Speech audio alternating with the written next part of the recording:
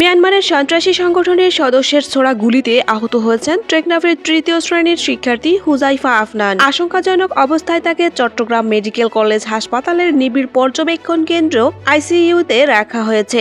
Operation করেও তার মাথার ভেতরে থাকা গুলি বের করা সম্ভব হয়নি। হুজাইফা গুলিবিদ্ধ হওয়ার একদিন পর সোমবার 12 জানুয়ারি সকালে একই এলাকার মাইন বিস্ফোরণে হানিফ নামে এক যুবকের পা বিচ্ছিন্ন হয়ে যায়। ভুক্তভোগীদের পরিবার ও স্থানীয় বাসিন্দাদের দাবি, মিয়ানমারের সশস্ত্র সন্ত্রাসী সংগঠন আরাকান আর্মির গুলি ও মাইনে গুরুতর আহত হয়েছেন হুজাইফা ও হানিফ। চট্টগ্রাম মেডিকেলের আইসিইউর সামনে বিষণ্ণ মনে দাঁড়িয়েছিল গুলিবিদ্ধ শিশু হুজাইফা আফনানের চাচা শওকত আলী। হুজাইফার শারীরিক অবস্থা জানতে চাইলে শওকত জানান, তার অবস্থা ভালো নয়, মাথায় এখনো গুলি রয়ে গেছে। চিকিৎসকরা জানিয়েছেন মাথার ভেতরে স্পর্শকাতর জায়গায় আছে গুলিটি, এখনো বের করার মতো পরিস্থিতি হয়নি। গতকাল রাতে মাথায় অপারেশন হয়েছে, তার মাথার খুলি আলাদা করে ফ্রিজে রাখা হয়েছে।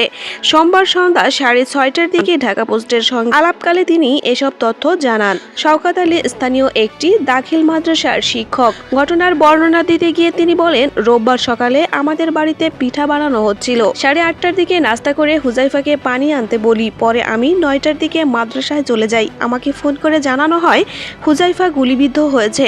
তিনি বলেন, এরপর বাসায় গিয়ে তাকে নিয়ে কক্সবাজার হাসপাতালে যাই, সেখান থেকে চট্টগ্রাম মেডিকেলে রেফার করা হয়।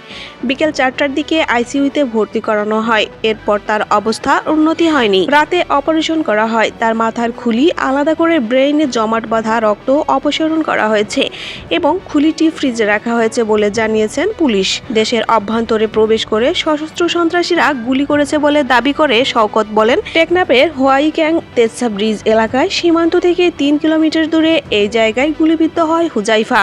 সীমান্তের ওপার থেকে গুলি করা হলে লোকালয়ে আসার কথা না। মূলত দেশের অভ্যন্তরে হৌসের দ্বীপ এলাকা থেকে সশস্ত্র সন্ত্রাসীরা গুলি করেছে। তারা ওই দ্বীপ ছেড়ে যাওয়ার সময় স্থলমাইল পুঁতে দিয়ে যায়। স্থানীয় বাসিন্দাদের ধারণা, ওই মাইন বিস্ফোরণে আজকে সকালে আরেকজনের পা বিচ্ছিন্ন হয়। চট্টগ্রাম মেডিকেল কলেজ হাসপাতালের অ্যানেস্থেসিয়া ও আইসিইউ বিভাগের প্রধান অধ্যাপক হারুনুর রশিদ বলেন, ভোর 4টা পর্যন্ত অস্ত্রোপচার করা হয়েছে, তবে গুলিটি বের করা সম্ভব হয়নি।